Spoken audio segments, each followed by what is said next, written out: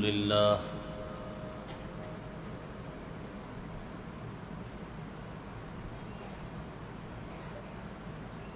الحمد لله الذي جعل الشمس والقمر بحسبان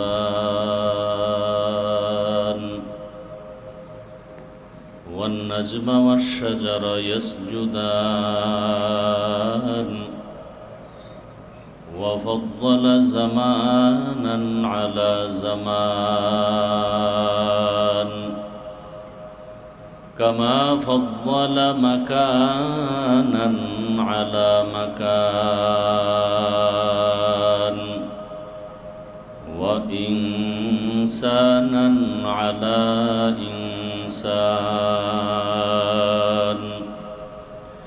ونشهد أن لا إله إلا الله وحده لا شريك له ونشهد أن سيدنا ومولانا محمدًا عبده ورسوله اللهم صل على محمد النبي الأمي وعلى آله وسلم تسليما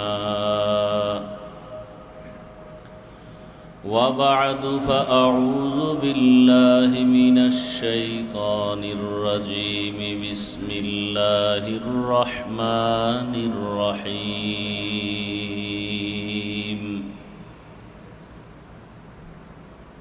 لقد كان لكم في رسول الله أسوة حسنة وقال رسول الله صلى الله عليه وآله وسلم تركت فيكم أمرين لن تضلوا ما تمسكتم بهما كتاب الله وسنة رسوله صدق الله مولانا العظيم وصدق رسوله النبي الأمي الكريم ونحن على ذلك من الشاهدين والشاكرين والذاكرين والحمد لله رب العالمين سبحانك لا علم لنا إلا ما علمتنا إنك أنت العليم الحكيم رب اشرح لي صدري ويسر لي أمري واحلل عقدة من لساني يفقه قولي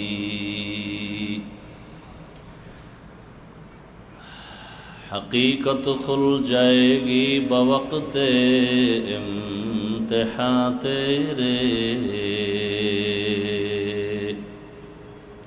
کہ سستی میں یا محنت میں گزاری زندگی تو نے محمد نے آ کر کفر کو مٹایا کفر کو مٹا کر صداقت بتایا لا الہ الا اللہ لا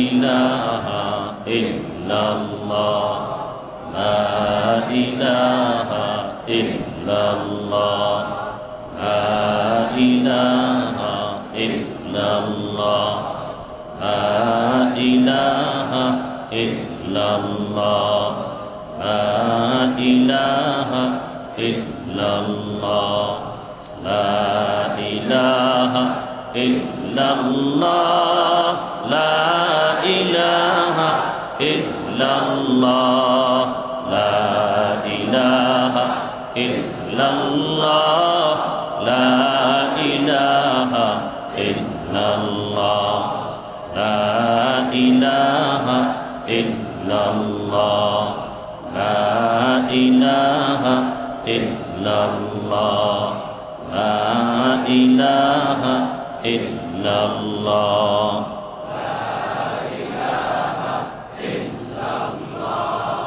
লা ইলাহা ইল্লাল্লাহ মুহাম্মাদুর রাসূলুল্লাহ। আল্লাহ পাকের প্রিয় বান্দা হযরত মুহাম্মদুর রাসূলুল্লাহ সাল্লাল্লাহু আলাইহি ওয়া আলিহি ওয়াসাল্লামের প্রিয় উম্মতগণ, আল্লাহ পাকের দরবারে লাখো কোটি শুকর যে রব্বুল আলামিন আমাদেরকে সুস্থ রেখেছেন, আলহামদুলিল্লাহ। আমাদের সুস্থতা আল্লাহ পাক দায়মিভাবে কবুল করেন। সুস্থতা জীবনের বড় এক নেয়ামত। যদি সুস্থই থাকতে না পারি তাহলে দুনিয়ার কাজও চলবে না, আখেরাতের কাজও চলবে না। দুনিয়ার কাজের সুস্থতার জন্য দুনিয়ার খাদ্য খাইতে হয়, তাও সীমাবদ্ধতার মধ্যে, মন চাইলেই খাওয়া যাবে না। আখেরাতের শক্তি ইবাদত, আর ইবাদতের জন্য খানা হলো রুহের, আর রুহের খানা হলো এটা আল্লাহর দেওয়া। দুনিয়ার জমিন থেকে এটা তৈরি হয় না, আল্লাহর পক্ষ থেকে আসে। আর আল্লাহর দেওয়া যত রুহের খোরাক আছে, খানা আছে, এই সব খানার মূল খানা হলো আল্লাহ পাকের ইসমে জাতের জিকির। কার জিকির? আল্লাহ পাকের জিকির।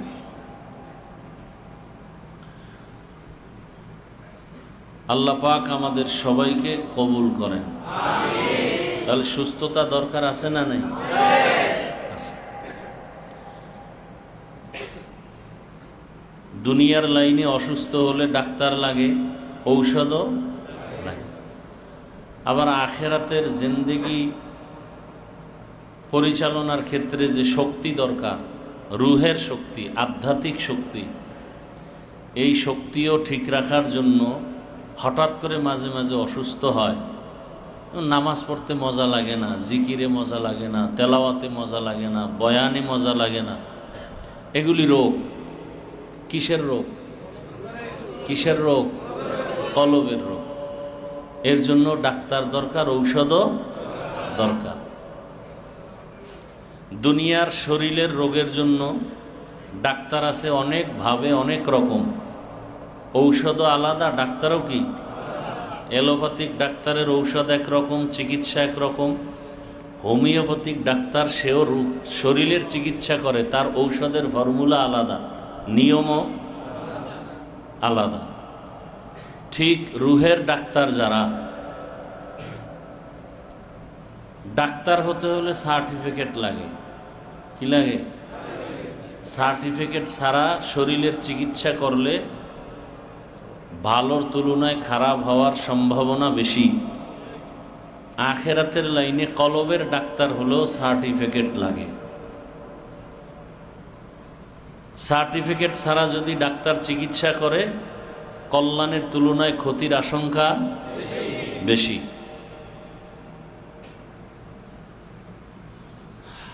কলবের ডাক্তারদের সার্টিফিকেটের নাম খেলাফত। কি নাম? খেলাফত। যেমন রসুলের খেলাফত প্রাপ্ত সাহাবা, যাদেরকে খোলাফায়ে রাশেদিন বলা হয়, খোলাফায়ে রাশেদিন, তারা কয়জন? 4 জন। আবু বকর, ওমর, ওসমান, আলী রাদিয়াল্লাহু আনহুম আজমাইন। তো ডাক্তারও আলাদা, চেম্বারও আলাদা। আবার এই কলবের ডাক্তারও ভিন্ন ভিন্ন। সবই এক নামে ওলামায়ে কেরাম, তো চেম্বার আলাদা। চেম্বার কি? নিয়মও। এলোপ্যাথিক ডাক্তারও শরীরের ঔষধ দেয়, নিয়ম কি হোমিওপ্যাথিকের মতো? নিয়ম আলাদা। হোমিওপ্যাথিক শরীরের রোগের ঔষধ দেয়, নিয়ম আলাদা। ঠিক রুহের, কলবের ডাক্তার যারা, তারাও ঔষধ দেয়, নিয়ম, চেম্বারও আলাদা। রুহানি ডাক্তার যারা, কলবের ডাক্তার, এরা ঔষধ দেয় কোরআন হাদিসের থেকে, মন গড়া না। এদের ফর্মুলা কেমন? বলে ইমাম আবু হানিফার ফর্মুলা একরকম, এরপর ইমাম শাফি রহমতুল্লাহ আলাইহির ফর্মুলা একরকম। সবাই কিন্তু কলবের ডাক্তার। আবার ওলামায়ে কেরামের মাঝে আসলে দাওয়াত ও তাবলীগের লাইনে যে মেহনত, তার ফর্মুলা একরকম, ঔষধও একরকম। আবার যারা ডাইরেক্ট তাস্কিয়ার লাইনে পীর মুরিদি আমাদের সমাজে যেটা প্রচলিত, তাদের নিয়মও আলাদা, ঔষধও কি, কিন্তু সবাই কিন্তু কলবের ডাক্তার। হোমিওপ্যাথিক খাইলেও শরীর ভালো হবে, এলোপ্যাথি খাইলেও ভালো হবে। কোনোটা তাড়াতাড়ি হবে, কোনোটা দেরিতে হবে। বেশিরভাগ হোমিওপ্যাথিক ডাক্তারের ঔষধে চিকিৎসা নিলে একটু স্থায়ীভাবে হবে, কিন্তু সময় লাগবে বেশি। এলোপ্যাথিক ডাইরেক্ট, কিন্তু ডাইরেক্ট হওয়ার পরে কিন্তু রিয়াকশনের কি আছে, ভয় আছে। তো কলবের চিকিৎসা যেখানে হয় এটাকে তরিকাতের লাইনে বলে খানেকা। কি বলে? এমন সহজ ভাষায় আমরা বলি খানকা। কি বলি? এই খানকার যত পীর, এরা নারী না পুরুষ? যদি কোনো মহিলাও পীর হয় তাহলে তার আর খানকা থাকবে না। পুরুষের ডানা খানকা, হেডটায় কয় রশিকার লাগাই তুই। হ্যাঁ, পুরুষের ডানা খানকা। মহিলা যদি পীর হইয়া, আর বুঝি নাই ভণ্ডামি রাজবাড়ির দিকে কেন? আল্লাহ ভালো জানে, আল্লাহ হেদায়াত দান করুন। হ্যাঁ, তো আমি যে আয়াত তেলাওয়াত করেছি, রসুলের হাদিস থেকে একটি হাদিস পড়েছি। আল্লাহ পাক আয়াতের মধ্যে বলেন, লাকাদ কানা লাকুম ফি রাসূলিল্লাহি উসওয়াতুন হাসানাহ।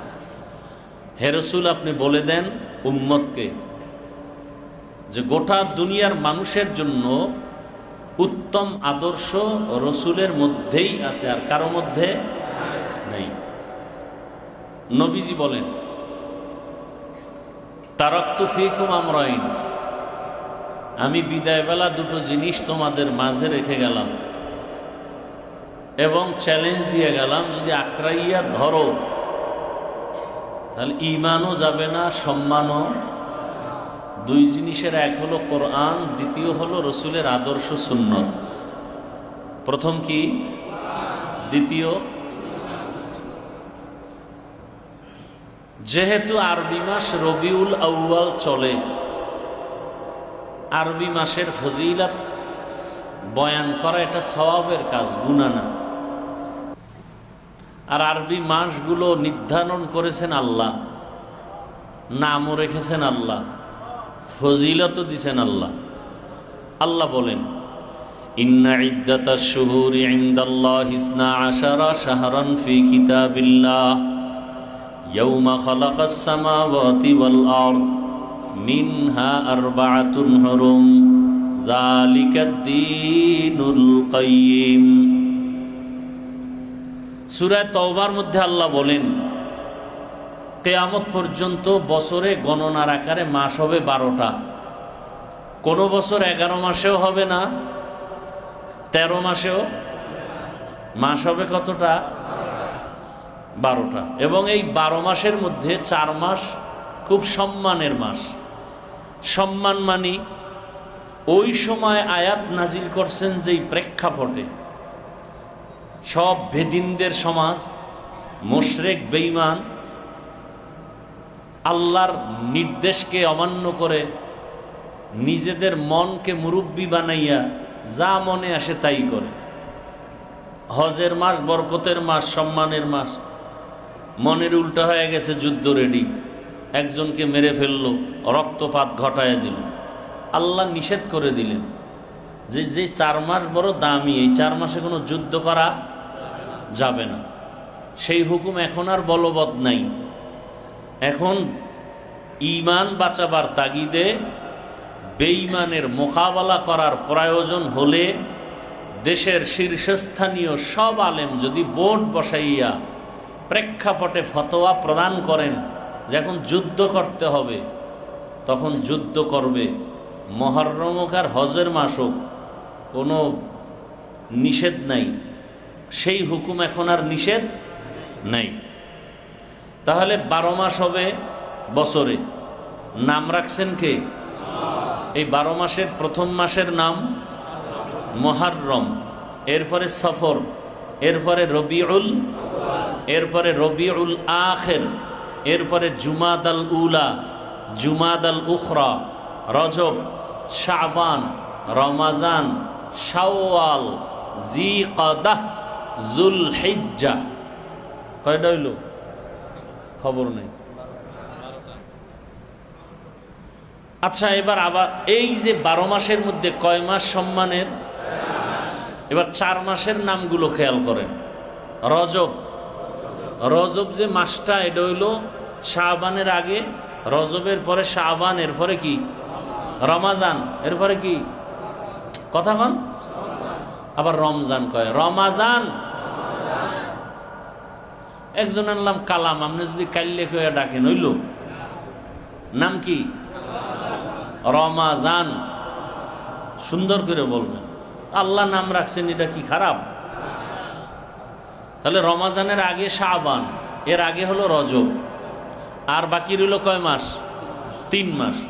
রজব আর বাকি হজের মাস, হজের আগের মাস, হজের পরের মাস, অর্থাৎ জিকাদা, যুলহিজ্জা, মুহররম।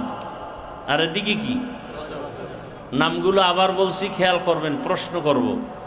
রজব, জিকাদা, যুলহিজ্জা, মুহররম, এই 4 মাসের মধ্যে রবিউল আউয়ালের সিরিয়াল কত? বুঝেন নাই? রজব, জিকাদা, যুলহিজ্জা, মুহররম, রবিউল আউয়ালের সিরিয়াল কত? তার মানে কি রবিউল আউয়ালের দাম নাই? আছে না নাই? এরপরে 4-এর মধ্যে তো রমাজানের নামও নাই, কিন্তু রমাজান তো আরো দামি। শাহরু রমাজান, যে নামের প্রশংসা আল্লাহ কোরআনে করছেন, ঠিক না? তাহলে 4 মাসের মধ্যে রবিউল আউয়ালও নাই, রমাজানের নামও নাই। নাই কেন? কয়টি আলাদা সম্মান। দেখি এ বিষয়ে আলোচনা আমি রমাজান সম্পর্কে করেছি, সেখানে আছে। এখন ওই দিকে যদি আমি বুঝাইতে যাই তো আধা ঘন্টা থাকবে না, এজন্য ওই সাবজেক্টে আর ঢুকলাম না। দেখ, রবিউল আউয়ালের আলোচনা কেন? রবিউল আউয়ালের আলোচনা এই জন্য যে যাকে সৃষ্টি না করলে কিছুই হইতো না, তার আগমন এই মাসে। কোন মাসে? রবিউল আউয়ালে। এখন রবিউল আউয়ালে আসার কারণে এখন রবিউল আউয়ালের আলোচনা সারা দুনিয়া জুড়ে মুসলিম পরিবারে, মুসলমান সমাজে কি আলোচনা হয়? বেশিরভাগ আলোচনা মিলাদ নিয়া, রসুলের জন্ম নিয়া। কথা ঠিক না? যেটাকে বলে মিলাদুন নবী। এখানে কয়েকটা কথা আপনাদের শুরুতে মনে রাখতে হবে। রবিউল আউয়াল, রসুলের আগমন নিয়ে যে আলোচনা হয়, এই রবিউল আউয়ালে আমরা শুধু রসুলের মিলাদ পাই নাই, জন্ম না, আরো কিছু পেয়েছি। সে বিষয়গুলো আমাদের মাঝে আলোচনা খুব কম হয়। বিষয়গুলো খেয়াল করি। রবিউল আউয়াল আসলে বেশিরভাগ আমরা যে ব্যানারে দেখতে পাই 2টা বাক্য, মিলাদুন নবী বেশি, আর কি সিরাতুন নবী। রসুলের সামনে আরো 2টা শব্দ আমরা ব্যানারে দেখতে পাই, একটা হলো দাওয়াতুন নবী, আর একটা হলো ওয়াফাতুন নবী। 1 নম্বর, এখান থেকে আমাদের সবক, এই 4টা বাক্য একমাত্র আমাদের রসুলের শানের বাক্য। এই 4 বাক্য কোন নবীর শানে ব্যবহার, রসুলের শানে ব্যবহার। 4 বাক্য কি? মিলাদুন নবী, সিরাতুন নবী, দাওয়াতুন নবী, ওয়াফাতুন নবী। তাহলে 4টা শব্দ কোনো পীরের শানে আছে? নাই। তাহলে 4টা বাক্য একমাত্র রসুলের শানে ব্যবহার হয়। তাহলে রসুলকে যেই মনে আমরা মোহাব্বত করি, সম্মান করি, এই 4টা বাক্যকে সেইভাবে সম্মানের নজরে দেখতে হবে। কারণ অর্থ কি? মিলাদুন নবী, আমাদের শ্রেষ্ঠ নবী, সুপরিচিত নবীর জন্ম মোবারক, নাকি সরমনের হিসেবের জন্ম মোবারক? খুব খেয়াল করবেন। সিরাতুন নবী অর্থ কি? আমাদের সুপরিচিত নবী, শ্রেষ্ঠ নবীর জীবন আদর্শ। দাওয়াতুন নবী অর্থ আমাদের সুপরিচিত নবী, শ্রেষ্ঠ নবীর তাবলীগ, দাওয়াত। ওয়াফাতুন নবী অর্থ আমাদের সুপরিচিত নবী, শ্রেষ্ঠ নবীর ইন্তেকাল। তাহলে চারটা শব্দ কার শানে? রহমাতুল্লিল। এই চারটা শব্দের বিরোধিতা করা কি যাবে? যাবে না। নাম্বার 2, এই চারটা বাক্যের মধ্যে পাওয়ারফুল বাক্য হলো সিরাতুন নবী। পাওয়ারফুল বাক্য কি? মিলাদুন নবী মানি হলো শুধু জন্ম বিষয় আলোচনা। তা রসুলের জন্মের পরে আর আলোচনা নাই? বিশাল আলোচনা। ওয়াফাতুন নবী মানে রসুলের ইন্তেকাল নিয়ে আলোচনা, একটা আলাদা সাবজেক্ট। ওয়াফাতুন নবী রসুলের মৃত্যু, এটা নিয়ে যদি বই লেখে টোটাল মৃত্যুর আলোচনাই চলবে। রসুলের জন্ম মোবারক, এ বিষয়ে বই লেখলে টোটাল জন্ম নিয়েই আলোচনা। আর সিরাতুন নবী এমন একটা বাক্য যার মধ্যে মিলাদুন নবীও আছে, ওয়াফাতুন নবীও আছে, দাওয়াতুন নবীও আছে। তাহলে পাওয়ারফুল বাক্য কোনটা? সিরাতুন নবী। কয়টা সবক গেল? 2টা। 1 নাম্বার সবক, এই চারটা বাক্য অন্তরে ধারণ করতে হবে সম্মানের সাথে, অন্তর কোনো উল্টাপাল্টা চিন্তা করা। 2 নাম্বার সবক, এই চারটা বাক্যের মধ্যে পাওয়ারফুল বাক্য। 3 নাম্বার সবক, রবিউল আউয়াল আমাদের কি দিল? ইখতিলাফ আছে, অনেক মতবিরোধ আছে। রসুল কি এই মাসে আসছেন? ইতিহাসবিদরা বলেন না, রসুল অন্য মাসে আসছেন। কারো কারো মত এরকম আছে রমাজানে আসছেন, এরকমও মত আছে। তারিখ নিয়েও মতবাদ। কেউ বলেন 12 তারিখ, অনেকে বলেছেন না 8 তারিখ, রবিউল আউয়ালের 9 তারিখ, রবিউল আউয়ালের 11 তারিখ। দিন নিয়ে কোনো মতভেদ। আসার দিনও সোমবার, যাওয়ার দিনও। আসার টাইম সুবহ সাদিক, আর বিদায়ের টাইম সোমবার দিন চাষতের সময় জোহরের নামাজের আগে। আর কবরে দাফন হয়েছে, রওজা মোবারকে দাফন হয়েছে বুধবার দিন গিয়া রাতের বেলা তাহাজ্জুদের সময়। কোন সময়? নবী নিজে বলেন মাইয়েতকে দেরি না করে দ্রুত দাফন করো। যে রসুল এত সুন্দর বাণী দিলেন, সেই রসুলের দাফনে 3 দিন দেরি হলো কেন? 3 দিন দেরি হলো কেন? রসুলের ইন্তেকাল হওয়া মাত্র সারা পৃথিবীতে 2টা কঠিন এক সমস্যার সম্মুখীন হলো গোটা মুসলিম বিশ্ব। এক সমস্যা, রসুলের পরে খেলাফতের চেয়ারে কে বসবেন? দ্বিতীয় সমস্যা, রসুলের ইন্তেকালের পরে দাফন হবে কোথায়? মক্কায় না মদিনায়? নিয়ে মতবিরোধ দেখা গেল। এক সমস্যার সমাধান দিলেন বাবা আবু বকর, আর এক সমস্যার সমাধান দিলেন আম্মাজান আয়েশা রাদিয়াল্লাহু আনহা। বুঝেন না কথা? সমাধান দিয়া দাফন হতে বুধবার দিন গিয়া রাত হইল। এখানে আরো একটা পয়েন্ট আমি বলে থাকি, এই 3 দিনের মধ্যে রসুলের ভবিষ্যৎবাণী মুসলিম উম্মত আমার 73 দলের 72 দল তৈরি হবে জাহান্নামী। এই 3 দিনের মধ্যে তাদের সূত্রপাত শুরু হয়ে গেছে। 72 দল জাহান্নামীর সূত্রপাত এই 3 দিনের মধ্যে হয়েছে। আবু বকরকে খলিফা মানে না, তলে তলে এক দল, গোপনে মানে না, মানে আলী রে। ওপেন করে না কেন? কয় ওমরের ফিডা রেডি। ওমর যদি টের পায় তো জায়গায় মাইরে ফেলাইব। কারণ আবু বকর যখন খলিফা হয়ে গেলেন, ওমর হাত দিয়া কয় আমি ওমর বায়াত নিয়ে কবুল করে ফেললাম। ওমর যখন কবুল করছে, এখানে না কওয়া মানি আর জিন্দেগি বরবাদ। তলে তলে 72 দলের সূত্রপাত চলল। রবিউল আউয়ালে আমরা কয়টা জিনিস পেলাম এ বিষয়ে কিছু কথা। আমরা রবিউল আউয়ালে 4টা জিনিস পেয়েছি। কয়টা? 1 নম্বরে পেয়েছি ভেলাদাত, রসুলের জন্ম। ভেলাদাত মানে জন্ম। দ্বিতীয় পেয়েছি রসুলের রেসালাত, রসুলের উপরে রেসালাত কিতাব আসছে রবিউল আউয়াল। 3 নম্বরে পেয়েছি রসুলের হিজরত, মক্কা থেকে মদিনা হিজরত কোন মাস? রবিউল আউয়াল।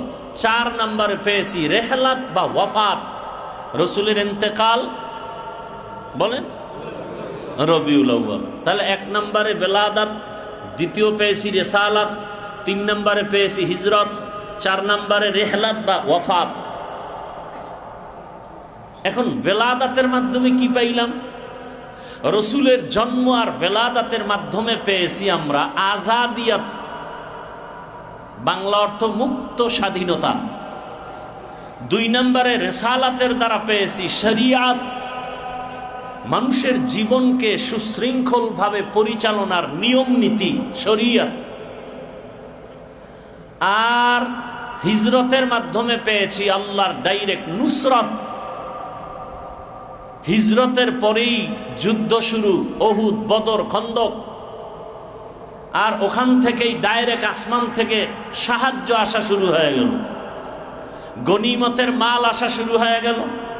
সাহাবায়ে কেরাম চলার মতো রাস্তা খুলল, স্বাধীনভাবে আল্লাহর নুসরত আসতে থাকলো। সাহাবায়ে কেরাম ওপেন দাওয়াতের কাজ চালাইতে লাগলেন, আল্লাহর ডাইরেক্ট নুসরত। ওয়াফাতের মাধ্যমে আমরা পেলাম রসুলের ওয়াফাত, ইন্তেকাল। ওয়াফাতের মাধ্যমে পেয়েছি আমরা নিজামে খেলাফত। ওয়াফাতের মাধ্যমে কি পেয়েছি?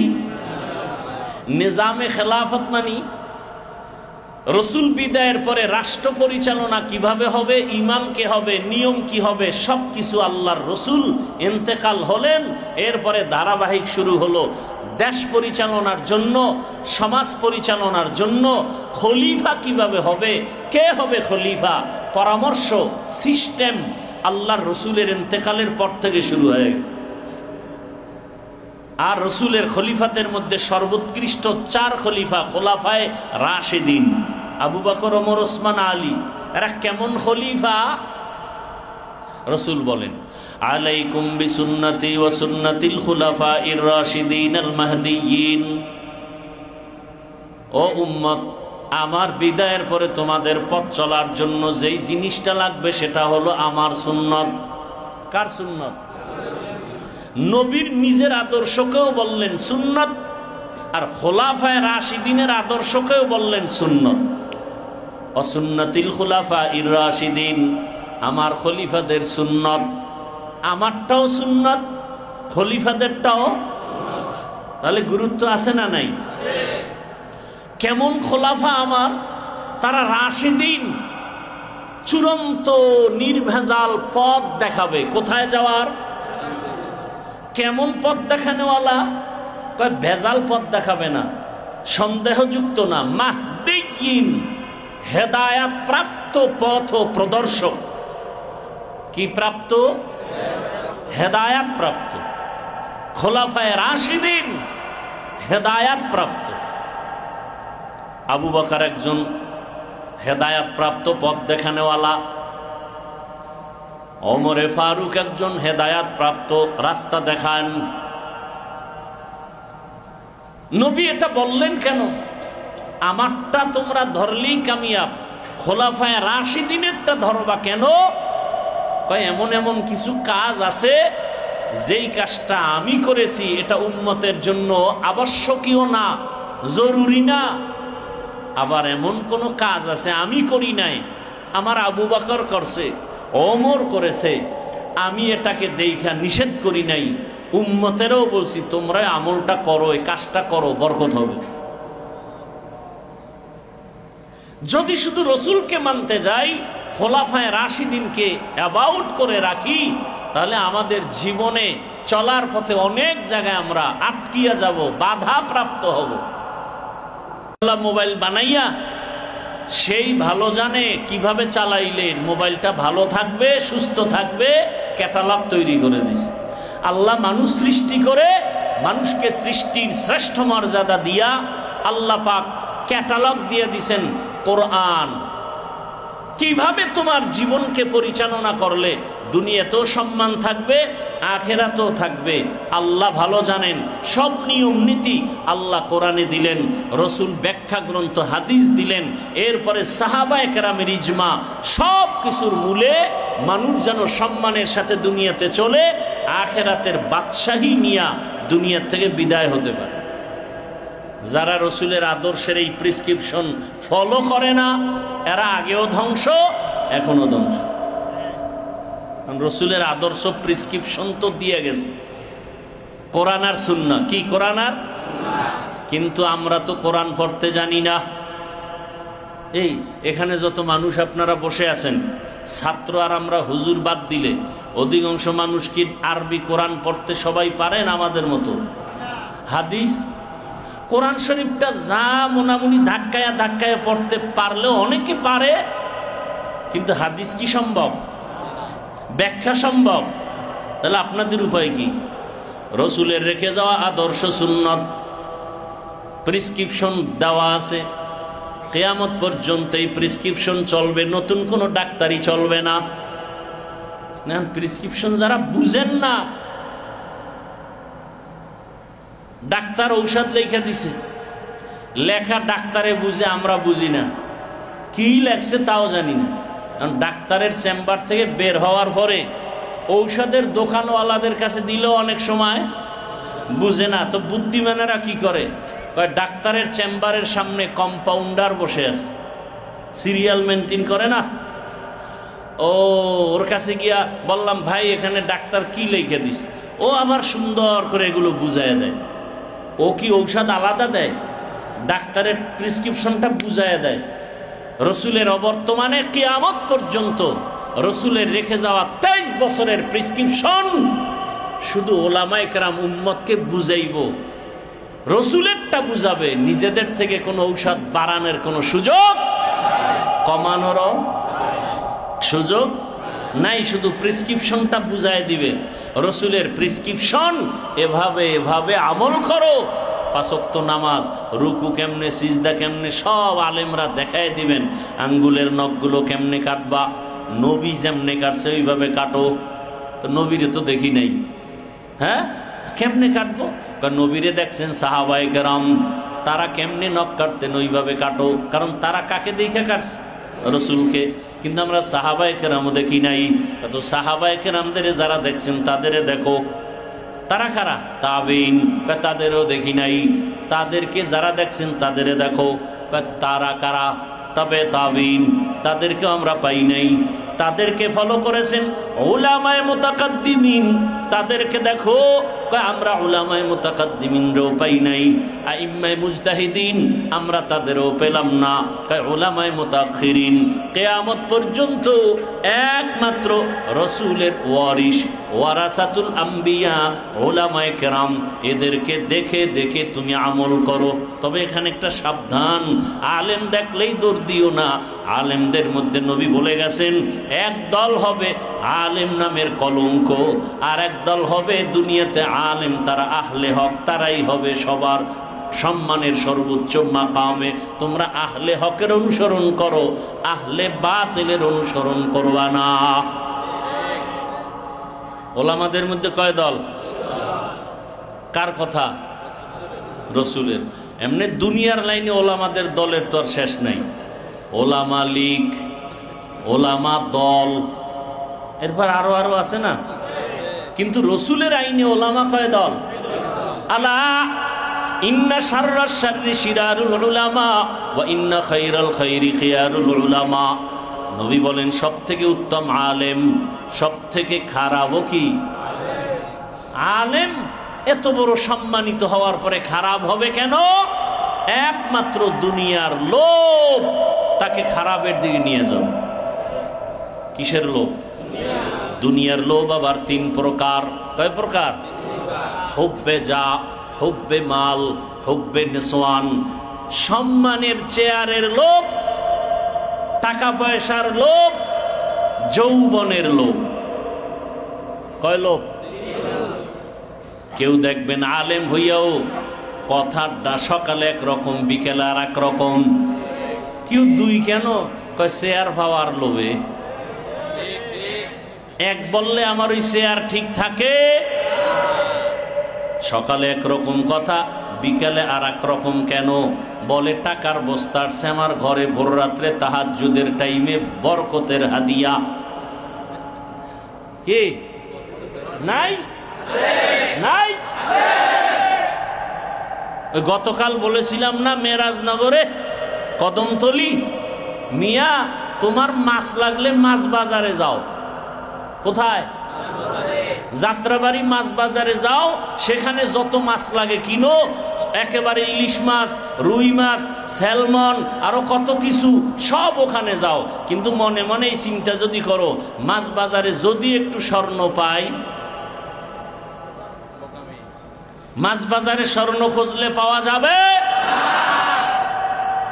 তাহলে যারা কুফরি সংবিধান নিয়ে দেশ পরিচালনার স্বপ্ন দেখে, শপথ করে, আব্রাহাম লিঙ্কনের গণতন্ত্র নিয়ে, এরা তো ইসলাম চায় না। এদের কাছে ইসলাম তালাশ করো কেন?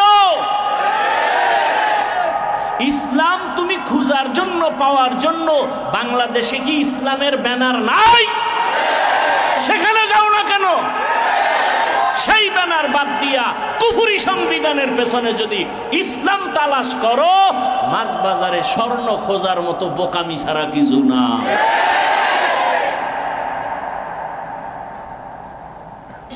কি কষ্ট পাইছেন? আল্লাহ হেদায়েত দান করুন। তাহলে কিসের লোভ? সম্মানের চেয়ারের লোভ। আর কিসের? টাকা পয়সার লোভ। আর কি? আমি যদি সুন্দর কথা বলে বয়ান করি, ইমামতি থাকবে না, কি সভাপতি বেজার হবে, সেক্রেটারি বাঁকা হয়ে যাবে। আর একজন খাঁটি মুমিন সে বলবে, ওই সভাপতির অন্তর আমার দিকে ঘুরায় দিবেন আমার আল্লাহ। আমি যদি আল্লাহকে ঠিক রাইখা চলি, গোটা দুনিয়া আমার ঠিক হয়ে যাবে। পিপিলিকার খানা কে দেয়? নদীর মধ্যে হাজারো ধরনের মাছ কে খাওয়ায়? সমুদ্রের মাছের খানাও আল্লাহ দেন, জঙ্গলের হাজারো প্রাণীর খানা কে দেন? যেই আল্লাহ উড়ন্ত পাখির খানা দিতে পারেন, পিপিলিকার খানা দেন, ওই আল্লাহ কি আমার রিজিক দিবেন না? কি আল্লাহর উপরে সেই আকীদা, বিশ্বাস দুর্বল।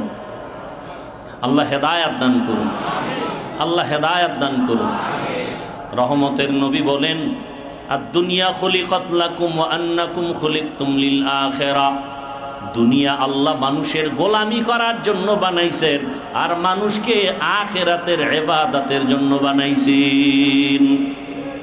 তুকু যাও সুন্নতে আহমদ কুজা বা মুহাম্মদ কাইবুয়াদ নিসবত রা মান আহাব্বা সুন্নতি কওলে রাসূল মজদায়ে কা নামাই হাম কুন কবুল। কেমনে বুঝাইতাম? আপনার দরকার দুধ, গাভীর দুধ। কি? গাভীর দুধ। আপনি যদি অন্ধকার রাত্রে বলদের পিছনে ঘুরেন, কয় কেজি আসবে সকালবেলা? টানাটানি করে ভোর রাত্রে দেখবে যে দুধ না মুত, দুধ না মুত। তাহলে দুধের দরকার, কোথায় যাবেন? গাভীর কাছে। গাভী মনে করে বলদের পিছনে ঘুরলে খুব সাবধান। আল্লাহ হেদায়েত দান করুন, আল্লাহ হেদায়েত দান করুন। রসুলের কথা তো থাকবে, তবে কথাও মনে রাখবেন, অনেকে বলে কোথায় যাব, সব আউলা জাউলা, ভালো কেউ নাই, রসুলের কথা কি মিথ্যা? রসুল কয় দুই দল থাকবে, ভালো আর খারাপ। তবে কথা মনে রাখো, কিয়ামত পর্যন্ত লান তাজতামিআ উম্মতি আলা দালালাতি আবাদা। একই সময় দুনিয়ার সব উম্মত গোমরাহ হবে না। সব গোমরাহ হলো, সংখ্যায় কম একদল হকের উপরে থাকবে। বেছে বেছে নাও। তেলের দোকানে গিয়া যদি 2 নাম্বার বইলেও তারপরও ভালোটা নিতে পারো। মাছ বাজারে ভেজাল আছে, যাই নাকি কেউ মাছ খায় না, ভালোটা খুঁজা নেয়। দোকানে গিয়া ভালো ভালো জিনিস নেয়, জানে 2 নাম্বার আছে। জমিনের মধ্যে রসুল বলেছেন ভালো আছে, হক আছে, বাতিল আছে, খুঁজে খুঁজে বের করে নাও কে হক কে বাতিল। কোনো কষ্টি পাথর লাগবে না। একজন আলেম রসুলের আদর্শওয়ালা, তুমি তার সাথে সালাম দাও, তার 2 মিনিট তার সঙ্গে সময় দাও, তোমার অন্তর নামের রাডারে ধরা পড়বে এই আলেমটা হক নাকি বাতিল। আল্লাহ একটা রাডার দিয়ে দিছে সবার অন্তরে, এটা আপনাকে বারবার সিগন্যাল দিবে না, এর কথাবার্তা সুবিধা না, অন্তর আপনাকে পুরা অ্যান্সার দিয়ে দিবে। এই জন্য ভালোটা খুঁজে নেন, কার কথার মধ্যে সুন্নত পাওয়া যায়। হ্যাঁ, হায় হায়, একজন আর হুজুরের হাতে দেখি, তাও আর বাম হাতে স্বর্ণের আংটি লাগানো। কি লাগানো? কোন হাতে? 1 নাম্বার মাসআলা কি স্বর্ণ ব্যবহার করা হারাম? কার জন্য? পুরুষের জন্য। তাও আবার আংটি দিছে কোন হাতে? বাম হাতে। উচিত তো ডান হাতে দেওয়া, তাও দিবে এমনি দিল। আবার কিছু মোদাব্বেরেরা তদবির হিসাবে দেয়, সেটা ভিন্ন, কিন্তু এই নিয়তে যদি দেয় তাবিজ দিলে আমি ধনী হয়ে যাব। আকিক পাথর লাগাইছে, চান্দি মোটামুটি সবসময় ঠান্ডা থাকবে। হ্যাঁ, ঠান্ডা রাখার মালিক কে? ওমরে ফারুকের মতো বাঘ হজরে আসওয়াদরে ডাক দিয়ে খাই, বাইতুল্লাহর হজরে আসওয়াদ, তোর মধ্যে কি আছে? তোরে হুদা সুমা দেই কেন? তুই কারো উপকারও করতে পারো না, ক্ষতিও তো দেই কেন? রসুল দিয়েছেন দেখেছি, এজন্য দিই। তাহলে সুন্নত চিনি না, আদর্শ বুঝি না, বুঝার জন্য, জানার জন্য যারা জানে তারা কারা? কারা? কুল হাল ইয়াস্তাবিল্লাযীনা ইয়ালামুনা ওয়াল্লাযীনা লা ইয়ালামুন। যারা জানে, যারা জানে না, তারা কি সমান?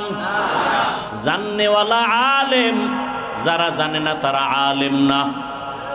জাননেওয়ালা আলেম, আর যারা জানে না, জাননেওয়ালার কাছে যাও। ফাসআলু আহলা যিকরি ইন কুনতুম। তোমরা যা জানো না, জাননেওয়ালা থেকে জেনে জেনে আমল করো। এখন কথা হইল, পীর ধরবো কেন? কোরআন হাদিস থাকতে মাযহাব মানবো কেন? ইমাম মানবো কেন? তাবলিগে যাব কেন? বলে না, বলে না? আমরা ব্যক্তির পূজা করি না, ব্যক্তির পূজা করা শিরক। ব্যক্তির পূজা করা শিরক। এই কথা যারা বলে, এরা কি ডাইরেক্ট আল্লাহর লগে কথা কয়ে চলে? বরং খোদার কসম, ওরা ব্যক্তির পূজা বেশি করে। আর পূজা কি জিনিস এই তো বুঝে না। পূজা হইল, কেউ যদি কয় আমার পিসাবের যে ধরছি, জাহান্নামে যাওয়া লাগলেও যাব, এর নাম পূজা। আর আমি যদি বলি আমি আল্লাহকে চিনি না, রসুল চিনি না, কোরআন হাদিস বুঝি না, পীরের কাছে যাইয়া, তাবলিগে যাইয়া, মুরব্বির কাছে গিয়া আমি শিখে শিখে আমল করব এবং তার কথা আমি ফলো করে চলবো, কতক্ষণ? আমার মুরব্বি আলেম পীর তিনি কোরআন হাদিসের লাইনে থাকবেন যতক্ষণ। এটা পূজা। তাহলে আমি যদি প্রশ্ন করি যে বাইতুল্লাহ কার ঘর? আল্লাহ কি ওই বাইতুল্লাহ বয়ে রয়েছে? আমাকে বাংলাদেশে নাই? আল্লাহ নাই এমন একটা জায়গা আসেনি? কেউ যদি পূর্ব দিকে ফিরে আল্লাহকে ডাক দেয়, শুনবে না? আসমানের দিকে তাকায় আল্লাহকে ডাক দিলে শুনবে না? আল্লাহ নাই কোথায়? আছে না? আল্লাহ তো সব জায়গায় হাজির। ইন্নাল্লাহা সামিউম বাসীর। আল্লাহ সব দেখেন, সব শুনেন। তো আল্লাহ সব জায়গায় আছে। বাইতুল্লাহর দিকে ফিরা নামাজ পড়ি কার জন্য? সেজদা করি কার জন্য? তো পশ্চিমে ফিরতে হবে কেন? কি? আচ্ছা, মনে করেন আপনি এখান থেকে সফরে যাইতেছেন, বরিশাল বা রাজশাহী, অচেনা সফরে হাঁটতেছেন, রাস্তা দিয়ে দিক চিনেন না, কোনটা পশ্চিম কোনটা দক্ষিণ। নামাজের টাইম হয়ে গেছে, এখন আপনি নামাজ পড়বেন, কেবলা চিনেন না, পশ্চিম চিনেন না, এখন আপনার মাসআলা কি? আপনার অন্তর হলো এখন নতুন কিবলা। অন্তর কি?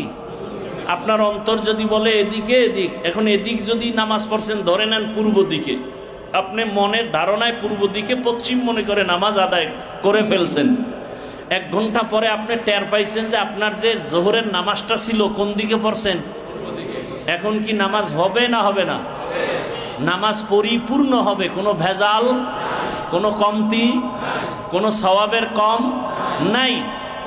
তাহলে পূর্ব দিকে যে ফিরে পড়লেন, কয় আরে এখানে তো পশ্চিম কিছু না, আমার মালিক হলো আসল, আমার মালিক আসল। তাহলে নামাজ পড়ব কার জন্য? সেজদা দিব কার জন্য? তো বাইতুল্লাহর দিকে ফিরতে হবে কেন? সেটা তো একটা পাথরের ঘর, তাও তো আল্লাহ বানায় নাই, ফেরেশতা বানাইছে, আদম বানাইছে, ইব্রাহিম নবী বানাইছে। শেষ সময় বাইতুল্লাহ নির্মাণ করছে হাজ্জাজ বিন ইউসুফ। তাহলে ইবাদত করি আল্লাহর, বাইতুল্লাহর দিকে ফিরতে হবে কেন? এই প্রশ্নের যেই জবাব, কোরআন আছে, হাদিস আছে, পীরের কাছে যাব কেন, তাবলিগে যাব কেন, আবু হানিফাকে মানবো কেন, এই প্রশ্নের একই জবাব। কিন্তু কপাল খারাপ যে বাইতুল্লাহর প্রশ্নের জবাব জানে না, এইটা জানবে কেমনে?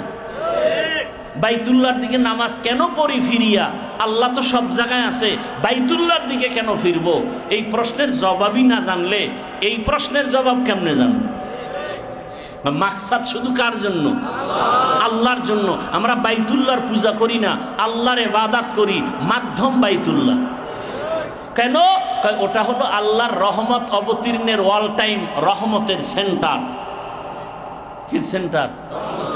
আগের দিনে রেডিও চালাইতো, গ্রামে রেডিও, ঢাকার দিকে মুখ না করলে সেন্টারের কোনো খবর নাই, আওয়াজ নাই, বোবা। কথা ঠিক নেই? অন্যদিকে ঘুরাইলে আর রেডিও চলে? যখনই ঘুরাই দিত ঢাকার দিকে তখনই। কারণ রেডিওর মূল সেন্টার টাওয়ার কই? মুমিন বাইতুল্লাহর দিকে ফিরবা কেন? আল্লাহর রহমত অল টাইম অবতীর্ণ হওয়ার সেন্টার বাইতুল্লাহ। ইবাদত করি কার? আল্লাহর। আল্লাহর অর্ডার মানি, সেন্টারের সাথে যোগাযোগ করে। টাওয়ারের সাথে যোগাযোগ না থাকলে, 2 দিক মোবাইল আছে, নেটওয়ার্ক নাই, টাকা আছে, ব্যালেন্সের অভাব নাই, কথা চলবে? টাওয়ারের সাথে সংযোগ লাগবে না? টাওয়ারের সাথে সংযোগ চলবে। টাওয়ার মাকসাদ না আমার কথা বলনেওয়ালা মাকসাদ? আমি যার সাথে কথা বলবো তিনি আমার মূল টার্গেট, মাধ্যম কি? টাওয়ার। আমার মূল মাকসাদ রব্বে কারিম, আমার রবের সাথে আমি কথা বলবো, মাধ্যম ঈমানের সেন্টার, মুমিনের সেন্টার বাইতুল্লাহ। আমি সুন্নাত মানবো কার? রসুলের। আমি দাড়ি রাখবো রসুলের আদর্শ, টুপি পরবো রসুলের আদর্শ, আঙ্গুলের নখ কাটবো রসুলের আদর্শ, আমি চুল কাটবো রসুলের আদর্শ। চিনি না, সেন্টার টাওয়ারের সাথে যোগাযোগ লাগবে।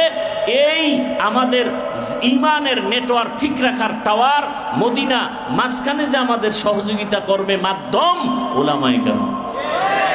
তবে ওলামায়ে কেরামের মধ্যে কারা? বাতিল না হক? হক। কেমন হক? প্রাথমিক ধারণা যাদের, কথা শুনলে দিল নরম হয়, আমলের আগ্রহ বাড়ে, গুনার প্রতি ভয় জমে, তারা মোটামুটি প্রাথমিক ধারণায় হক। তারা প্রাথমিক ধারণায় কি? হক। এটা বুঝার মতো আল্লাহ পাক রাডার ভেতরে দিয়ে রাখছেন। কথা বুঝাইতে পারলাম? তাহলে আমরা পীর ওলিয়া উলিয়া মানতে পারবো কি পারবো না? পূজা করি না ইবাদত করি? কার ইবাদত? আল্লাহকে চিনার মাধ্যম উলামায়ে কেরাম। আর আলেম না হইয়া পীর হওয়া যায় না, আলেম না হইয়া মোবাল্লেগ হওয়া যায় না, এলেম না থাকলে মুজাহিদ হওয়া যায় না। মানুষকে দাওয়াতের ইমামতি করার জন্য শর্ত আছে, মুক্তাদির জন্য কোনো শর্ত? একজনে বিড়ি টান দিয়ে এই খাড়ায় গেছে। মক্কায় দেখলাম নাক টাইনা ঘুমায়, কেবলার দিকে পাও দিয়ে একামত হইছে, দাঁড়ায় গেছে। আর অজু লাগে না, সব সময় পাক। কিন্তু ইমাম সাহেব কিরম পারবেনি? কি ইমাম সাহেব অজু ছাড়ায় নামাজে দাঁড়াইতে পারবো? মুক্তাদি যে কেউ হতে পারে, ইমাম হওয়ার কি আছে? শর্ত আছে। এলেম লাগবো, কোরআনের তেলাওয়াত শুদ্ধ লাগবে। কথা ঠিক না? হ্যাঁ, এজন্য উম্মতের ইমাম যারা, সমাজের ইমাম যারা, তারা তো আরো দায়িত্বশীল হতে হবে। 1 নাম্বার কোরআন হাদিসের ইলম তার থাকতে হবে। এবং সেই ইলম অনুযায়ী আমল তার মধ্যে থাকতে হবে। কারণ নিজে আমল না করলে হাজারো বয়ান করলে উম্মতের ফায়দা। ইয়া আইয়ুহাল্লাযীনা আমানু লিমা তাকুলুনা মা লা তাফআলুন। ও মুমিন, নিজে আমল না করিয়া অন্যকে কোনো আদেশ দিও না, আমলের বয়ান করিও না, এতে কোনো লাভ হবে না। নিজে যদি পর্দার বয়ান করি আর নিজেই যদি পর্দা না করি, উম্মতের মাঝে পর্দার আজমত বাড়বে না, আগ্রহ বাড়বে না। নিজে যদি হালালভাবে না চলি, অন্যরে হালালের বয়ান দিলে উম্মতের মধ্যে হালালের আগ্রহ আসবে। এই জন্যই নিজের আমল তো লাগবে আরো বেশি।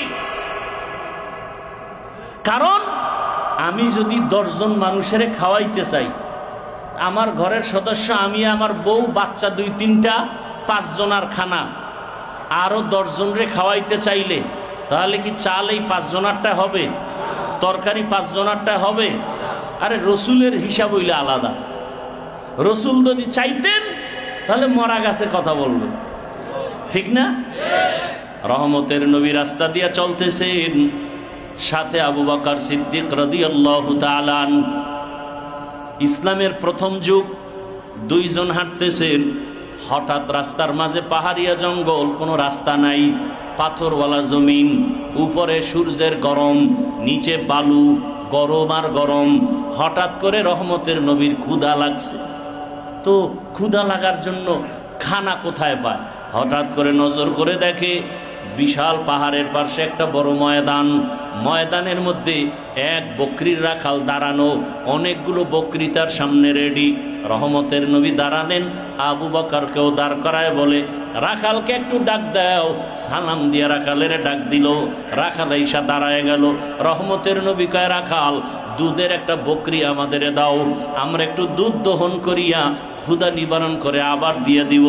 রাখাল বলে, আমি বকরির রাখাল, তবে বকরির মালিক আমি না, আমি মালিকের অনুমতি ছাড়া কোনো বকরি আপনাদের হাতে দিতে পারি না দুধ দহন করার জন্য। আরে বেঈমান হলেও রসুলের জন্মের কারণে, রসুলের বরকতে মানুষ রসুলের সামনে বেঈমানি কথা বলতে সাহস পাইতো না, বেঈমানি করবে তো দূরের কথা। রাখাল বলে এটা অসম্ভব। এইবার নবী তো নবী, রসুল কথা হলে এমন একটা বকরি আসেনি জীবনেও দুধ দিবে না? কাহা আছে কয়টার লই? রহমতের নবী দাঁড়ানো আছেন, আর ওই রাখাল একটা বকরি নিয়ে হাজির, যেটা জীবনেও দুধ দিবে না। রহমতের নবী বিসমিল্লাহ বলে বরকতের হাতটা বাড়ায় দিলেন, অনবরত দুধ আসতে থাকলো। রহমতের নবী দুধ পান করলেন, আবু বকর পান করলেন। নবী বলে, রাখাল তুমিও পান করো। পান করা শেষ, এবার বকরি নিয়ে যাও। এবার বকরি নিয়ে রাখাল তাকায় দেখে আর কোনো নমুনা নাই যে আবার দুধ আসবে, শেষ। এই কাম করে এই লোকটা কে? আবু বকরকে ইশারা দিয়ে বুঝতে পারলো ইনি তো সে আব্দুল্লাহর সন্তান। একটা দৌড় দিয়া রহমতের নবীর সামনে গিয়া কয়, ইয়া রাসূলুল্লাহ, বেয়াদবি মাফ করবেন, বুঝতে পারি নাই, আমাকে কালেমার রশি লাগায়া দেন। এই রাখাল হলো আব্দুল্লাহ ইবনে মাসউদ রাদিয়াল্লাহু তাআলা। ইমামুল আউয়ালিন আল আখিরিন, বহরে সদকা রাহমাতাল লিল আলামিন। কি বুঝাইতে চাইছিলাম মনে আসেনি? কি আমরা ঘরে 5 জনার খানা 10 জনারে যদি দিতে চাই, কম না আরো বেশি লাগবে? বেশি। আমি হাফিজুর রহমান, মানুষ বলে আমাকে আলেম, আমি একা একা নামাজ পড়ি, তেমন কোনো টেনশন নাই। উম্মতের জন্য যদি নামাজের ইমামতি নেই, তাহলে আমার জিম্মায়, আমি একার জিম্মাদারি না, 500 মানুষ আমার পিছনে নামাজ পড়ে, এদের জিম্মাদারি আমার উপরে। আমি এদেরটাও আল্লাহর কাছে কবুল করাইতে হবে। আমারে দেখা দেখা মানুষ আমল করবে, তাহলে আমাকে ফলো করতে গেলে মানুষ যদি আমার আমার থেকে কিছু নিতে চায়, তাহলে আমার শুধু 5 ওয়াক্ত নামাজ দিয়া হবে না, বেশি বেশি তাহাজ্জুদ লাগবে, নফল ইবাদত করে করে আমার আমল আর ইমানের পাওয়ার বাড়াইতে হবে। এরপরে যদি উম্মতের কিছু দিতে চাই, হালকা পাতলা কিছু পাইতে পারে। কিন্তু আমি যদি ঠিকমতো 5 ওয়াক্তই তাকবীরুল্লাহর সাথে পড়ি না, জামাতে পড়ি না, আমার দ্বারা নিজের ফায়দা হবে দূরের কথা, উম্মতের মোটেও ফায়দা হবে না। হবে ফায়দা? এই জন্য রসুলের তো কোনো গুনাহ নাই, সাহাবায়ে কেরাম তো মাহফুজ, জান্নাতের টিকিট পাইয়াও সারা জীবন নফল ইবাদত, ইশরাক, আওয়াবিন, চাষ, তাহাজ্জুদ পড়েন নাই। এই ঘটনাটা আমি বারবার আপনাদের শুনি। এত পরিমাণে ইবাদত করেছেন, আপনি 5 ওয়াক্ত নামাজ পড়েন, আপনি মনে করেন খুব আপনি সফল। আরে মিয়া, 5 ওয়াক্ত নামাজ তো এটা আপনার ডিউটি। এই 8 ঘন্টার ডিউটি করবেন কোনো চাকরিতে গিয়া, এই ডিউটি তো আপনার কম্বলচারী, এই ডিউটি না করলে তো আপনার বেতন থাকবে না, বেতন কর্তন হবে। আপনি যদি মালিকের মন পাইতে চান তাহলে ওভার ডিউটি করতে হবে, তখন না মালিক খুশি হইয়া আপনার বেতনের স্কেল তুলনামূলক বাড়াবে, আলাদা আপনাকে উপটৌকন দিবে, হাদিয়া দিবে। ঠিক আল্লাহর হুকুম 5 ওয়াক্ত নামাজ, এটা আমার কম্বলচারী ডিউটি। আমি যদি আল্লাহর ভালোবাসা আরো পেতে চাই তাহলে আমাকে ওভার ডিউটি করতে হবে। 5 ওয়াক্তর পরে ইশরাক, আওয়াবিন, চাষ আর কি তাহাজ্জুদ। অতিও গভীর হয় রজনী যখন, নীরবে প্রভুর নাম জপিও তখন। প্রভুর করুণা যদি পাইবারে চাও, গভীর রাতে উঠে প্রভুর গুণগান গাও। আল্লাহ তাআলা বলেন, গোটা দুনিয়ার মানুষের ভালোর জন্য, কল্যাণের জন্য, দুনিয়ার কল্যাণ আখিরাতেরও কল্যাণ যদি নিশ্চিত করতে চাও, একমাত্র রসুলের মধ্যে আদর্শ, রসুলের আদর্শ ছাড়া জমিনে আর মানুষের কল্যাণের কোনো আদর্শ নাই। দুনিয়াতে যত আদর্শ না পাক, একমাত্র রহমতের নবীর আদর্শই কি পাক। রহমতের নবীর আদর্শ যখনই গ্রহণ করেছে, খারাপ খারাপ মানুষগুলো দামি মানুষে পরিণত হয়ে গেছে। যেই বাবা সন্তানকে, কন্যা সন্তানকে জ্যান্ত গলা টিপে হত্যা করে, সেই বাবা রসুলের আদর্শ পাইয়া এমন ভাবে আল্লাহর কাছে দামি হয়ে গেল। আল্লাহ পাক রব্বুল আলামিন সুসংবাদ দিয়ে দিলেন, রহমতের নবীও সুসংবাদ দিলেন, জান্নাতি মানুষ যদি দেখতে চাও আমার এই সাহাবীর চেহারার দিকে তাকাও। আল্লাহ এত মর্যাদা বাড়ায় দিলেন। এক বাবা রহমতের নবীর সামনে আইসা চোখের পানি ছেড়ে কান্না করে, ইয়া রাসূলুল্লাহ, আমারে আল্লাহ মাফ করবেনি। দেখছেন নি, এই কথা কখন বলবে মানুষ? যখন তার অন্তরের পশমের গোড়ায় গোড়ায় গোড়ায় গোড়ায় এই অনুভূতি আসবে যে আমি জাহান্নামের 1 সেকেন্ডের আযাব সইতে পারবো না। গবেষণা করবে, মুরাকাবা করবে, চক্ষু দুইটা বন্ধ করে যখন চিন্তা করবে গুনার কারণে শাস্তি জাহান্নামের আগুন, আর জাহান্নামটা কেমন, এই চিন্তা যখন করতে থাকবে, জাহান্নামের আগুন এত কঠিন আগুন হবে। আল্লাহ তাআলা বলেন, জাহান্নামের আগুন কত কঠিন, দুনিয়ার আগুন থেকে হাজার হাজার হাজার গুণ বেশি তাপ হবে জাহান্নামের আগুন। 500 বছর পথ দূর জাহান্নামীরা জাহান্নামের আগুনের গরম পাইয়া চামড়াগুলো খসে খসে পড়বে। এমন এক জাহান্নামের আগুন আল্লাহ কার জন্য বানাইছেন? আল্লাহ নিজেই বলেন, ইন্নাল আবরারা লাফি নাঈম ওয়া ইন্নাল ফুজ্জারা লাফি জাহিম। নেক আমলওয়ালা যারা তাদের জন্য জান্নাত, যারা গুনাহগার তাদের জন্য জাহান্নাম। আবার গুনার মধ্যেও বিভিন্ন পার্ট আছে, স্বাভাবিক গুনাহ আর সগীরা গুনাহ, কবিরা গুনাহ। একজনে শিরিকের মধ্যে ডুবে আছে, কুফরের মধ্যে ডুবে আছে, আল্লাহর বিরোধিতা করে। এই লোকটার মধ্যে যখন একবার ভয় আসে, ওই মানুষটা পাগলের মতো হয়ে যায়। আল্লাহর এক বান্দা, বড় মোহাব্বতের বান্দা, এরে নবীর আশিক, আল্লাহর এক বান্দি, আল্লাহর বড় মোহাব্বতের বান্দি, জীবন ভর শুধু নেক আমল, নেক আমল, পর্দা রক্ষা করে চলে। আল্লাহর কি বান্দি, পর্দা ছাড়া বেপর্দায় চলে না। আল্লাহ তাকে কিছু বাচ্চা দিছে, বাচ্চাগুলোকে কাজ করে খাওয়ায়। একদিন হঠাৎ তার স্বামী দুনিয়ার থেকে চলে গেল, চিন্তায় পড়ে গেল, কেমনে আমার বাচ্চার মুখে হাসি ফুটাই। আমি না খাইয়া থাকলেও কষ্ট নাই, আমার বাচ্চাগুলো যেন না খায় কষ্ট না পায়। পাগলের মতো হয়ে গেল। আল্লাহর বান্দি কোথায় যাবে? বাচ্চাগুলো না খাইয়া যেন কষ্ট না পায়। মায়ের কলিজা ছটফট করে, বাবা দুনিয়ায় নাই, পেরেশান হয়ে গেল। কোথায় যাব? সম্পদ নাই, আমার স্বামী বড় গরিব, দিনা নিয়ে যা দেয় ও দিয়ে তো সংসার চালাইতো। আমার স্বামী আলাদা কোনো টাকাও রাখতে পারে নাই। সকালবেলা উঠিয়া রুজি রোজগারের জন্য চলে যায় রাস্তায়, সন্ধ্যাবেলা আসে, কোনো রকম বাজার সদাইয়ের ব্যবস্থা হয়। অট্টালিকাও নাই, আমার স্বামী দিনভর কষ্ট করে। আজ আমার স্বামীও নাই, আলাদা সম্পদও নাই। আমার স্বামী না থাকায় আমার বাচ্চাগুলোর নিয়ে কি করি? আমি একা যদি থাকতাম, আমি এক গ্লাস পানি পান করেও থাকতে পারি, আমি না খাইয়াও দিন কাটাইতে পারি। কিন্তু বাচ্চাগুলোর কয়দিন ক্ষুধার তৃষ্ণা আমি মা সহ্য করতে পারি না। মা সিদ্ধান্ত নিল মানুষের বাড়ি কাজ করবে, কাজ কইরা কইরা বাচ্চাগুলোর খানার আয়োজন করবে। এই কথা চিন্তা করিয়া সিদ্ধান্ত নিয়া নিজে পর্দা রক্ষা করিয়া মানুষের বাড়ি কাজ করে, যা পায় সন্তানের খানার আয়োজন করে। এক পর্যায়ে অসুস্থ অবস্থা হয়ে গেল, বাচ্চাগুলোর খানা নাই, নিজেও কাজ করতে পারে না। এক পর্যায়ে কোথায় যাবে? অসুস্থতাও কমে না, হঠাৎ করে চিন্তায় পড়ে গেল, বাচ্চাগুলো না খাইয়া মায়ের পার্শ্বে কান্না করে, আম্মু খানা দাও, সহ্য করতে পারি না ক্ষুধার যন্ত্রণা।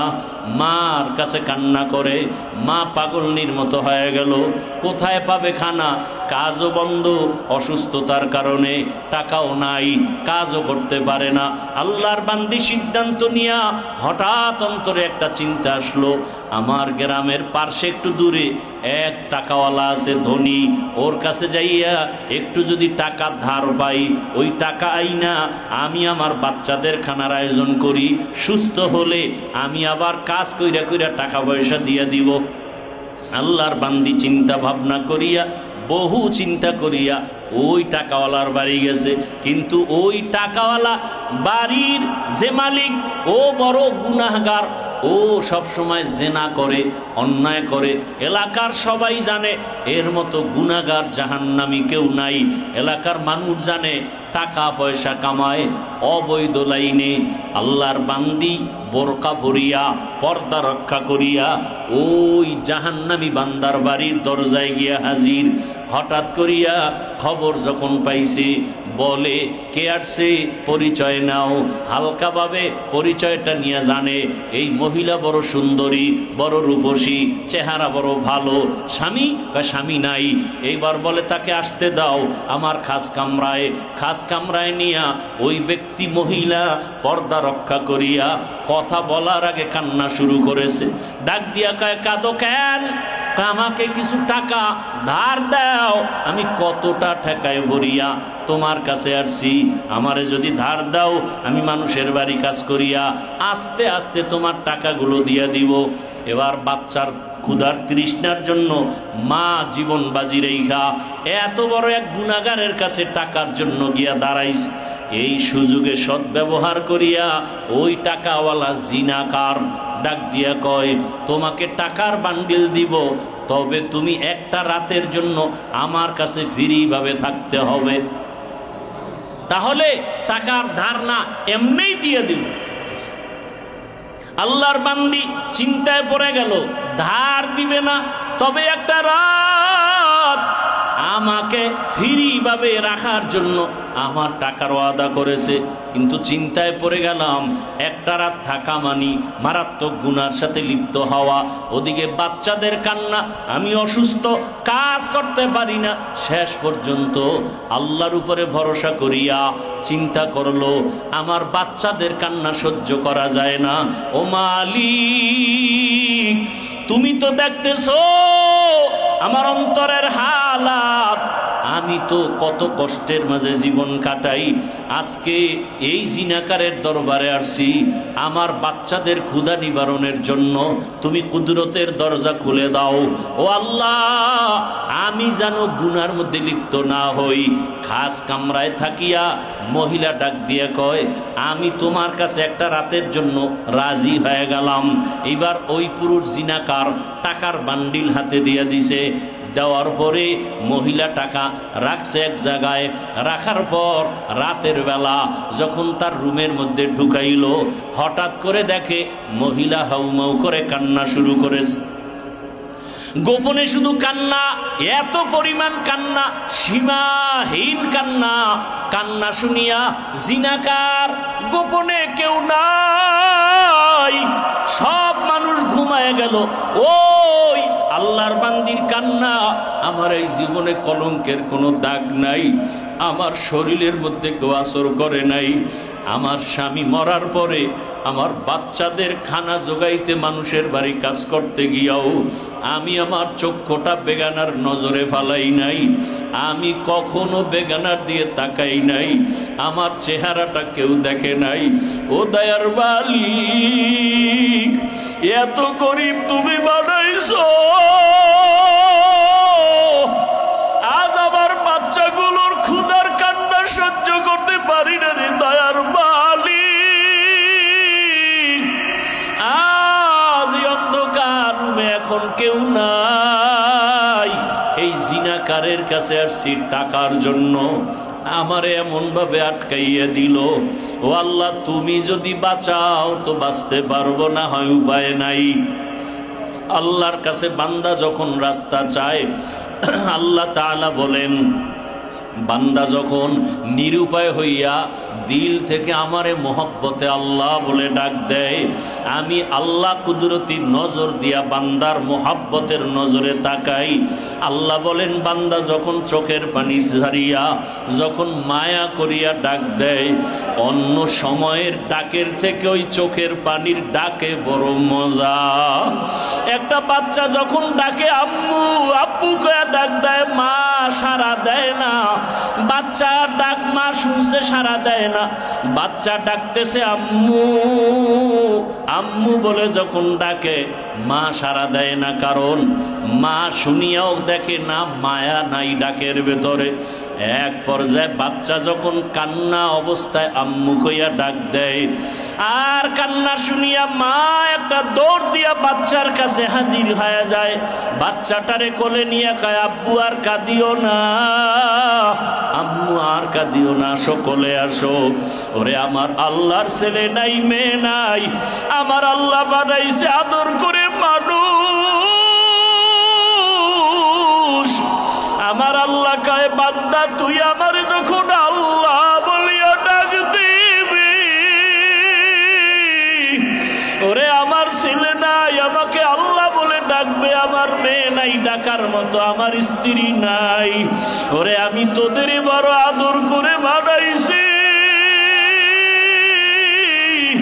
তুই যখন আব্বারে ডাকো, আম্মুরে ডাকো, আমি আল্লাহ কুদরতের নজর দিয়া তাকায় থাকি। তুই যখন আব্বু কইয়া ডাকো, বাবায় কতটা খুশি হয়ে গেছে। তুই যখন আম্মু কইয়া ডাক দাও, মা কত খুশি হইয়া যায়। তখন আমি আল্লাহ তাকায় থাকি, কখন তুই একবার আমারে আল্লাহ বলিয়া ডাক দিবি। আমি আল্লাহ তাকায় থাকি, ও বান্দা একবার আমারে আল্লাহ বলিয়া ডাক দে। ওরে তোর জবান দিয়া কথা কথা বলার শক্তি তো আমি দিয়েছি। আমি আল্লাহ তোরে কথা বলার শক্তি দিলাম, তোর জন্য কত নিয়ামত দান করলাম। ওরে বান্দা, তুই যখন মাকে ডাকো, বাবাকে ডাকো, আমি আল্লাহকে যখন ডাক দাও না, আমি আল্লাহ বড় কষ্ট পাইয়া যাই। আর যেই বান্দা ডাকতে থাকে, ডাকার মধ্যেও মায়া আছে। কিছু বান্দা বাজারে গিয়াও ডাকে, ঘরে বৈশাও ডাকে। আবার কিছু বান্দা আল্লাহরে মায়া কইরা ডাকতে গিয়া ভোর রাতে উঠা যায় নামাজে বসে, একটা তসবিহ হাতের মধ্যে নিয়া ওই গভীর রাত্রে দরওয়াজা জানালা বন্ধ করিয়া, বাতিগুলো বন্ধ করিয়া যায় নামাজে বসিয়া, স্ত্রীও শুনে না, সন্তানেরাও জানে না, একটা অন্ধকার জায়গায় বৈশা ডাকে আল্লাহু হাজিরি, আল্লাহু নাজিরি, আল্লাহু মাওজুদি,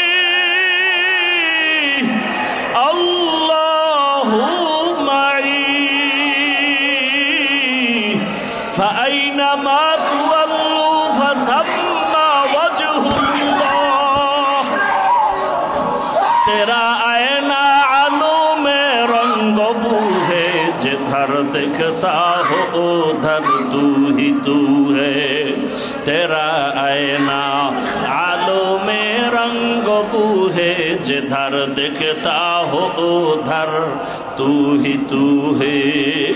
বান্দা গোপনে যখন আমার মাওলাকে ডাক দাও, আমার মাওলার কুদরতি অন্তরে 99 গুণ মায়ার জোশ আসিয়া যায়।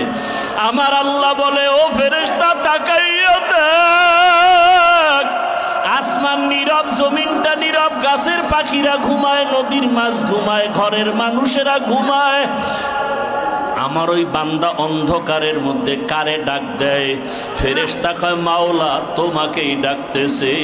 আল্লাহ কয় ওই বান্দারে ওয়াদা দেও, আমি আল্লাহ 70,000 নূরের পর্দা উঠাইয়া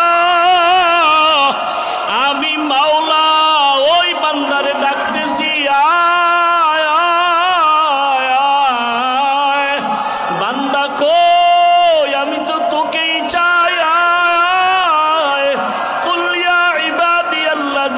أسرفوا على أنفسهم لا تقنطوا من رحمة الله إن الله يغفر الذنوب جميعا إنه هو الغفور الرحيم। ও আমার যুবক বাবারা, ও ওলামায়ে কেরাম, ও মুরব্বীরা, জীবন ভর মাকে কতবার ডাকলা, বাবারে ডাকলা, ছেলেটারে আব্বু আব্বু বইলা চুমা দিলা, আমার মাওলারে কি ডাকতে মনে চায় না? ওরে আমার মাওলারে মনের মতো একটু ডাক দাও, মায়া লাগাইয়া ডাকো, ইয়া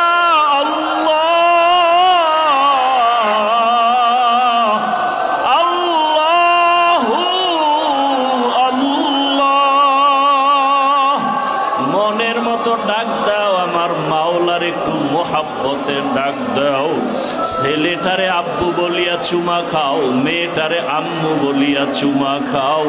ওরে আমার, তোমার সন্তানটার চেহারা কত সুন্দর, তোমার সন্তানের আদরের ডাক কত সুন্দর। তোমার সন্তানটা তোমার আব্বু কইয়া ডাকে, তুমি মায়া লাগাইয়া তুমিও চুমা খাও। তোমার সন্তান যখন তোমারে মোহাব্বতে ডাক দেয়, তোমার মায়া লাগে। আরে আমার মাওলারে কি একটু মোহাব্বতে ডাক দিতে পারবা না? ওরে আমার মাওলাকে একটু মোহাব্বতে ডাক দাও। আমার মাওলারে ডাকার মতো যদি ডাকতে পারো, আমার মাওলা রহমতের দরজা খুলিয়া দিবে, আর বলবে আয় আয় আয়। ও আল্লাহ, তাকাইয়া দেখেন আপনার আশিকরা আপনারে কিভাবে ডাকে। আমার মাওলাকে মোহাব্বত করে ডাকো, আল্লাহ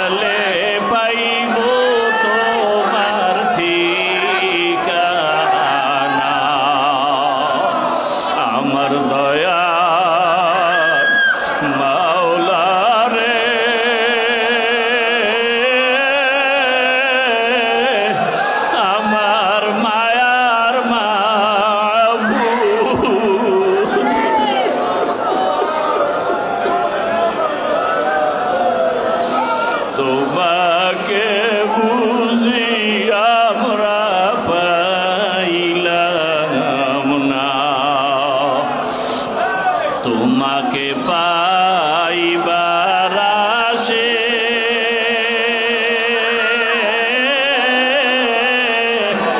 ঘুরিয়া আমি দেশ বিদেশে,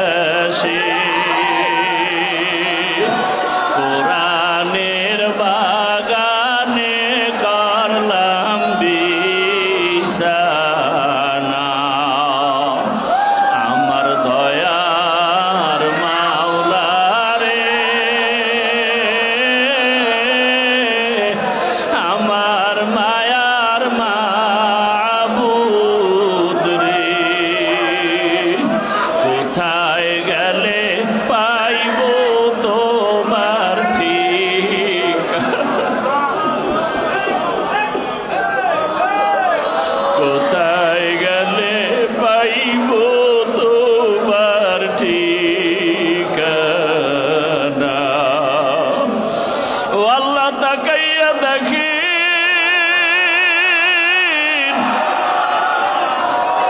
আপনার আশিকেরা কি চায়, কি চায়। এরা বাড়ি চায় না, গাড়ি চায় না, টাকা চায় না, আপনাকে চায় রে আল্লাহ। ইয়া ইলাহি মুঝসে মুঝকো दूर कर, ताके देखो मुझ में तुझको एक नजर। या इलाही तू मेरा माबूद है, या इलाही तू मेरा माशूक है। আল্লাহর বান্দি এমন কান্না, আল্লাহকে বলে আল্লাহ তুমি কুদরতের দ্বারা আমার ইজ্জতের হেফাজত করো। আল্লাহর বান্দির কান্না যখন শুরু হয়ে গেল, ওই জিনাকার টাকাওয়ালা বলে ও আল্লাহর বান্দি তুমি কান্না করো কেন? বলে ও ভাই আমি টাকার লোভে পড়ে আসছি, আমার সন্তানের পেটে ক্ষুধা খানা নাই, কিন্তু আজকে তুমি জিনার জন্য আমাকে প্রস্তাব দিলা, আমার শরীরে কেউ টাচ করে নাই, আমি কোনোদিন বেগানার দিকে চোখ দিয়া তাকাই নাই, আজকে তুমি দরওয়াজা জানালা যদিও বন্ধ করেছো, কিন্তু এই জানালা দিয়ে কেউ দেখবে না, অন্ধকার, তুমি মনে করো আজকে কেউ দেখবে না, কিন্তু আমার অন্তরে ভয়, ওরে আমার মালিক তো তাকাইয়া আছে, আমার আল্লাহরে তো ফাঁকি দেওয়া যাবে না। আরে বান্দা যেদিকেই আছে সেদিকেই আমার আল্লাহ, ওয়া হুয়া মাআকুম আইনামা কুনতুম। ওরে বান্দা যেখানে আছে আমার মাওলাই সেখানে হাজির। ওয়া নাহনু আকরাবু ইলাইহি মিন হাবলিল ওয়ারিদ। আমার মাওলা তো তাকাইয়া আছেন। আল্লাহর বান্দা হঠাৎ করে কেমন যেন মহিলার কথা শুনিয়া কলবের মধ্যে ধাক্কা লাগছে। ওই জিনাকার আল্লাহর বান্দা একটা চিৎকার দিয়া কয় রে মা বোন, আমি তো জীবনে তুমি কোনো গুনাহ করো নাই, এক জায়গায় আমার সাথে ওয়াদা দিয়েও তুমি বসছো, এখনো তুমি